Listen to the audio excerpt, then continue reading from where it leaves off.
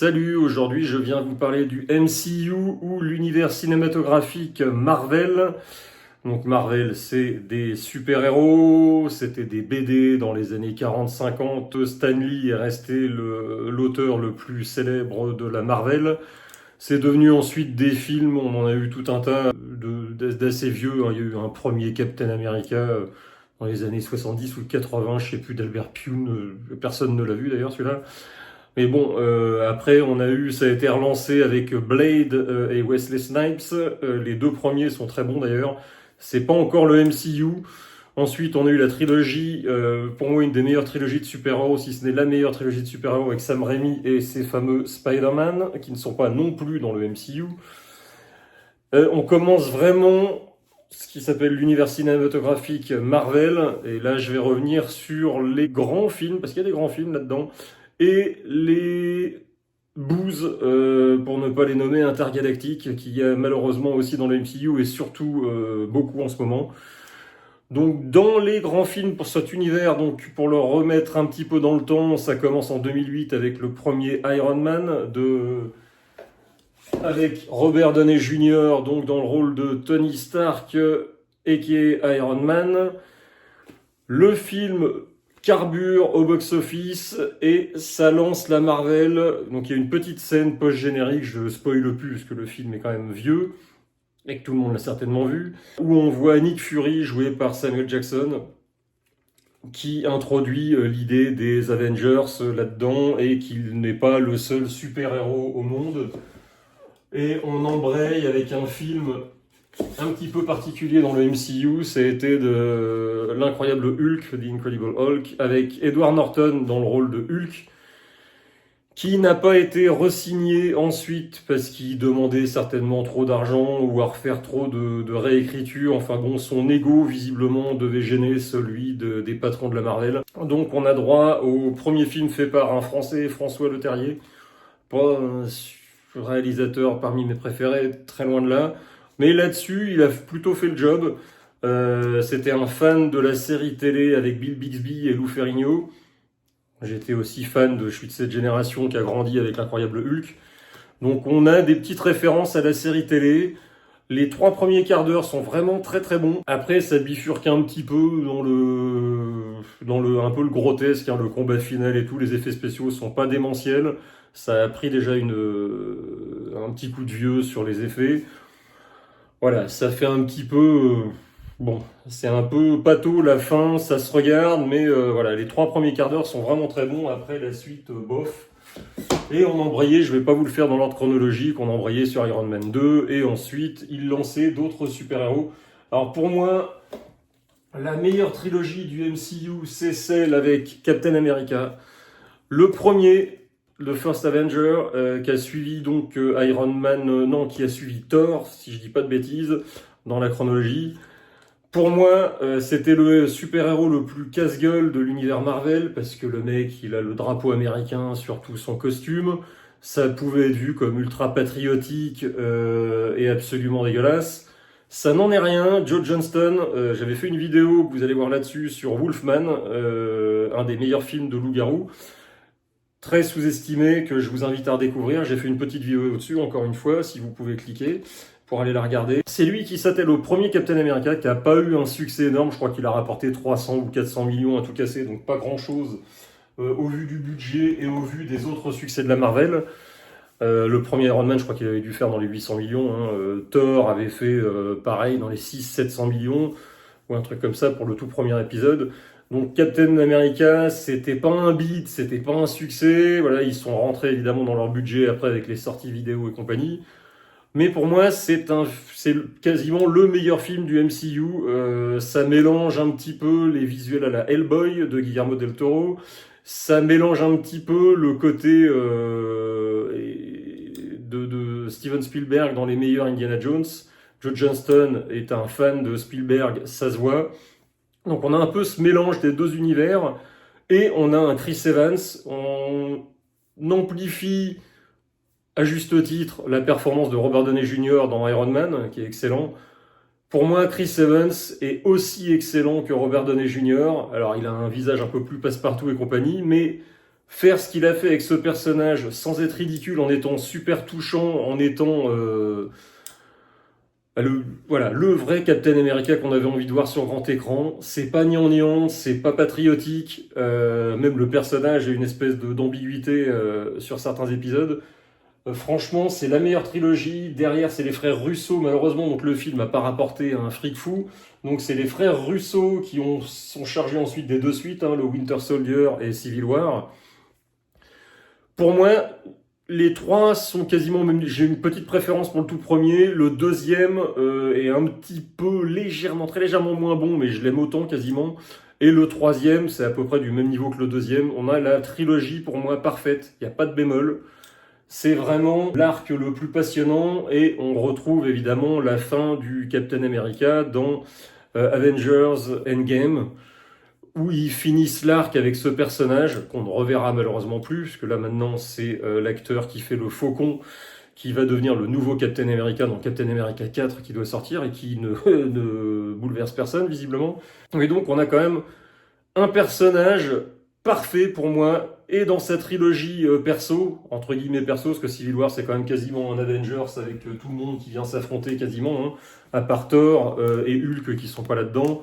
On retrouve un peu tous les gros personnages, Black Widow joué par Scarlett Johansson, voilà, on a un peu tout le monde, on a Faucon, on a Ant-Man, on a Spider-Man et Black Panther qui viennent faire leurs premières apparitions là-dedans.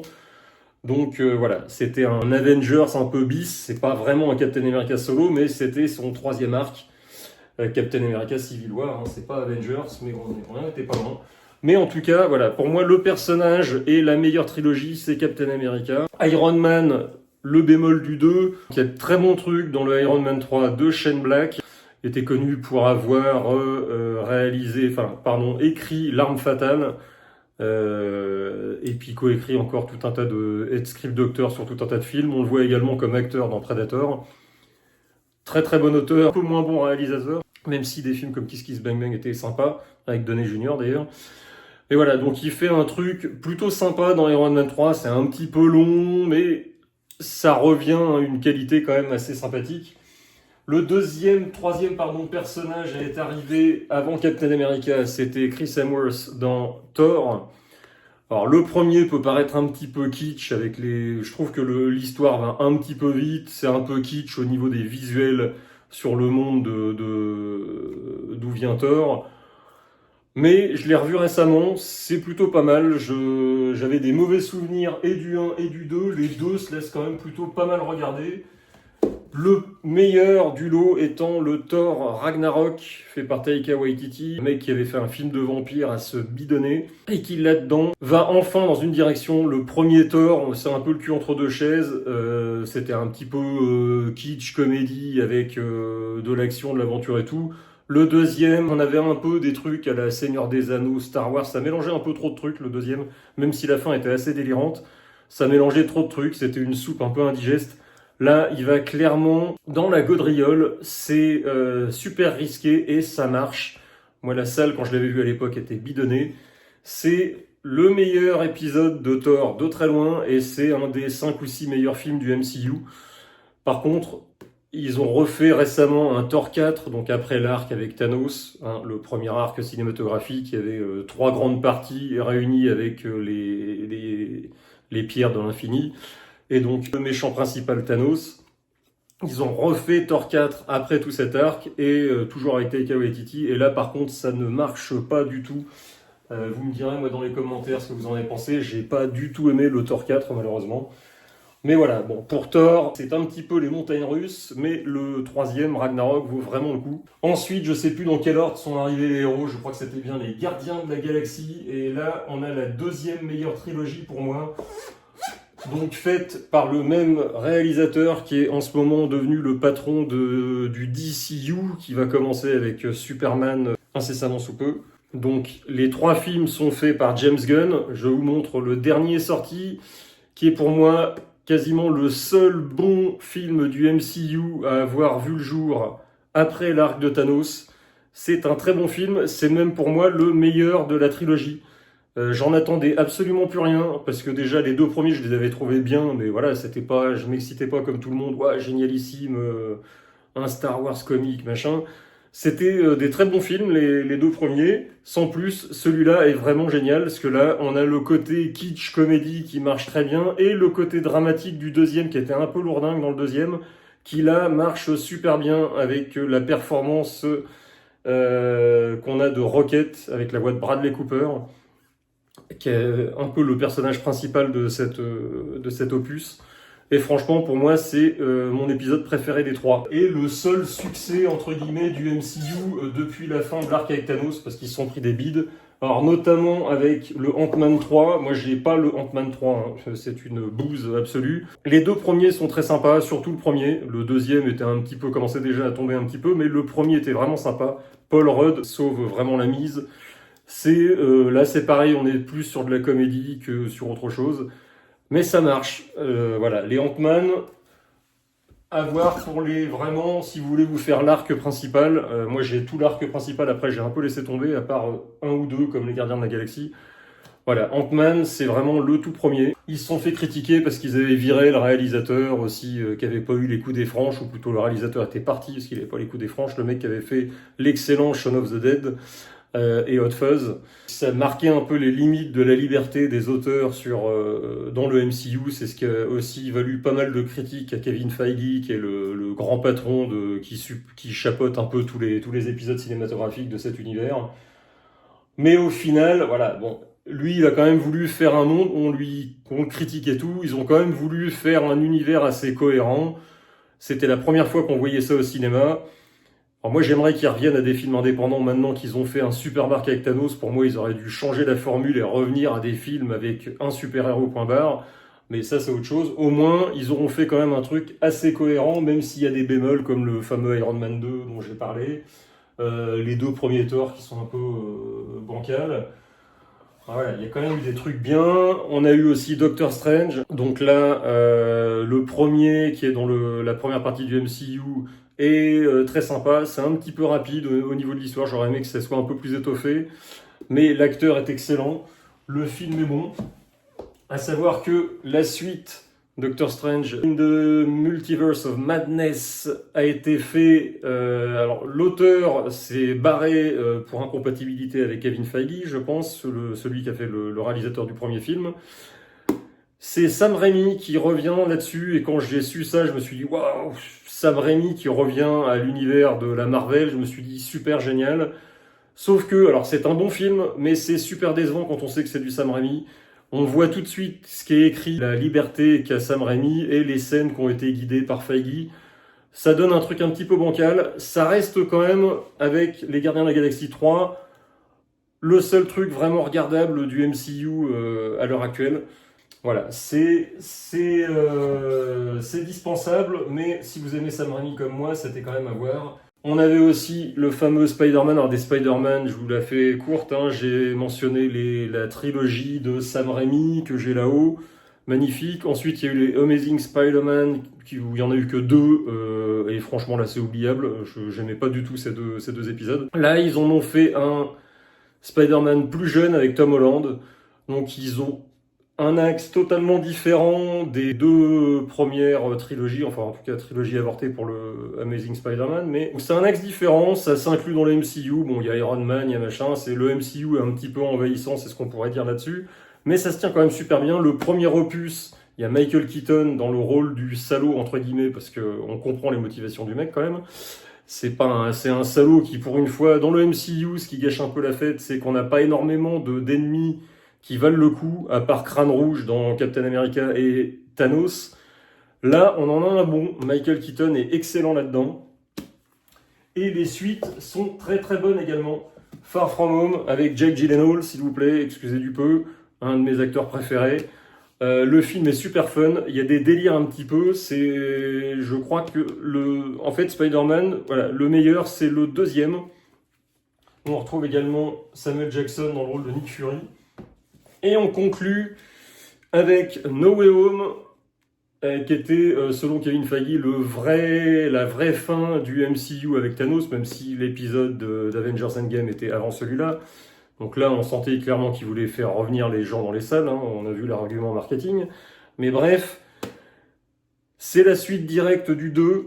Et je pense pas spoiler tout le monde en disant qu'on retrouve les autres Spider-Man avec Tobey Maguire et l'autre acteur dont j'ai oublié le nom. Et franchement, alors c'est du fan service à donf, mais on est quand même quasiment au niveau des deux autres. J'ai beaucoup aimé. Je suis peut-être pas difficile, vous allez me dire. Après, dans les autres personnages, avant que j'arrive sur les Avengers, on a Black Panther. Alors Black Panther, donc l'acteur est malheureusement décédé d'un cancer. L'acteur avait été super bien introduit dans Civil War. Je me suis dit, en plus, Black Panther, c'était un de mes personnages préférés quand je lisais les Strange de mon frangin, quand j'étais gamin. J'adorais ce héros. Dans Civil War, je trouvais que l'acteur était excellent, super bien introduit. Et là, c'est le soufflet qui retombe. Je trouve qu'il a pas du tout de charisme dedans. Il se fait voler la vedette par Michael Jordan, qui fait le méchant dans le film. Et le film, à part quelques scènes qui sont sympathiques, on essaye d'attiser les fans de Star Wars avec des combats, avec des espèces de vaisseaux téléguidés, pour rien à foutre là. Les effets spéciaux à la fin sont dégueulasses. Franchement, alors ça a fait un carton. Vous me direz ce que vous en pensez. Moi perso, je l'ai vu 2 fois, je le reverrai pas 3, je le garde parce que je l'ai MCU d'un bout à l'autre sur l'arc de Thanos. Mais voilà, pour moi c'est l'un des plus mauvais films du MCU, alors que le personnage était super bien introduit dans Civil War, encore une fois. Donc la grosse déception. Le 2 à la limite qui est sorti récemment, bon c'est un peu de la même veine, mais c'était peut-être moins foutraque. J'en parle pas trop parce qu'il n'est pas dans l'arc qui m'intéresse, mais... Et le gros nafton du MCU, le personnage ils l'ont introduit juste avant Infinity Wars ou Endgame. Je crois que c'était Endgame d'ailleurs, je sais même plus. Alors, on va me dire, oui, mais c'est le premier personnage féminin, blablabla, blabla. Oui, enfin, sauf que c'est même pas Brie Larson qui m'énerve là-dedans, c'est que le personnage sort de nulle part, c'est plus puissant que tout le monde. Il y a beau y avoir Samuel Jackson que j'adore, Jude Law qui est également un super acteur. Visuellement, c'est plutôt bien foutu. Scénaristiquement, c'est naze.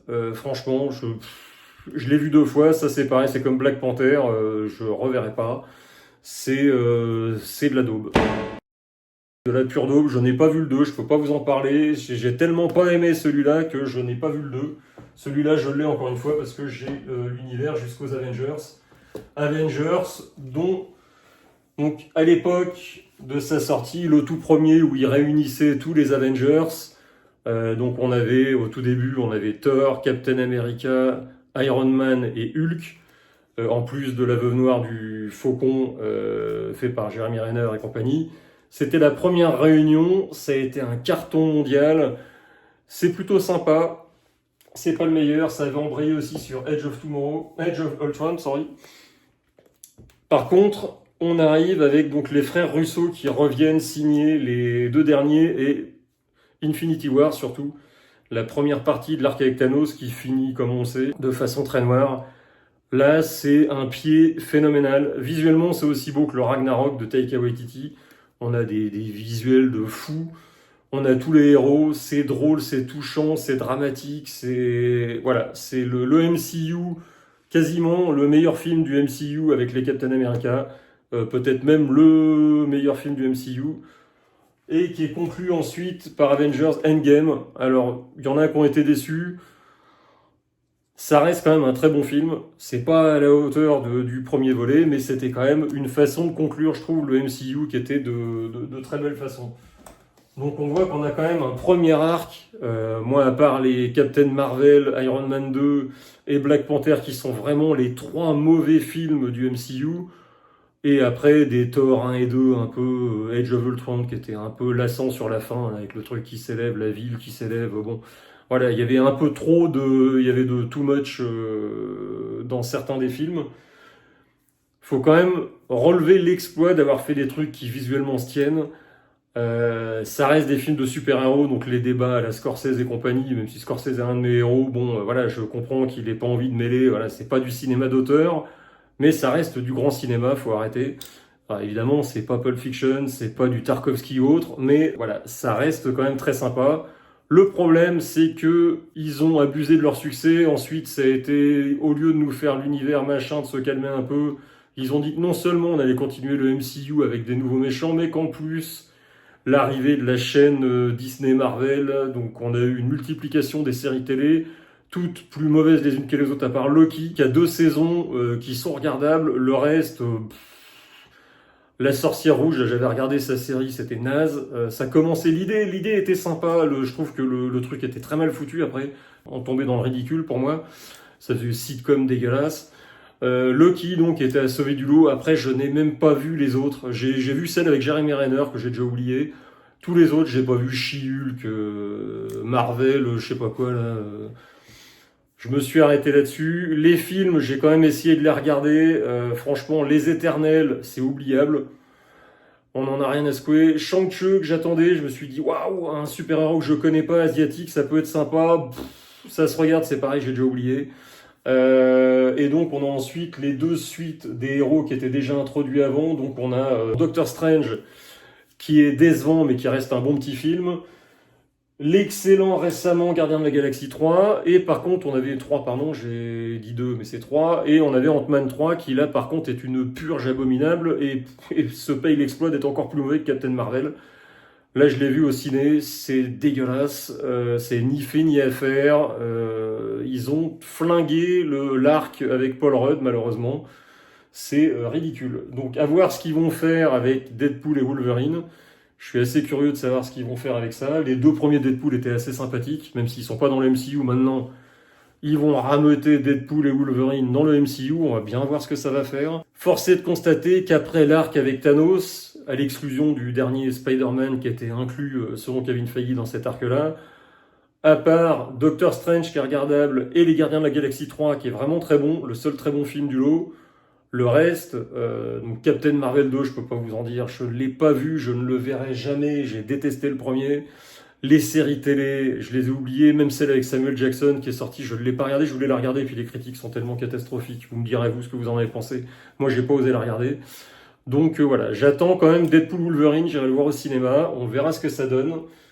Mais voilà, dites-moi quels sont vos films préférés du MCU dans les commentaires, si vous êtes d'accord avec moi, si vous avez envie de m'injurier parce que j'ai critiqué Captain Marvel à l'ère du hashtag MeToo. Moi, voilà, j'ai rien contre le mouvement hashtag MeToo, mais Captain Marvel, j'aime les films avec des héroïnes. Kill Bill est un de mes films préférés. Captain Marvel, c'est une bouse. C'est pas parce que c'est avec une femme, ça aurait été avec un homme. Le scénar et les dialogues sont nuls. Et Black Panther, j'ai trouvé que le personnage était super bien introduit dans Civil War et que malheureusement, le film avec Chadwick Boseman n'était pas à la hauteur de l'introduction qu'il y avait eu dans Civil War, malheureusement.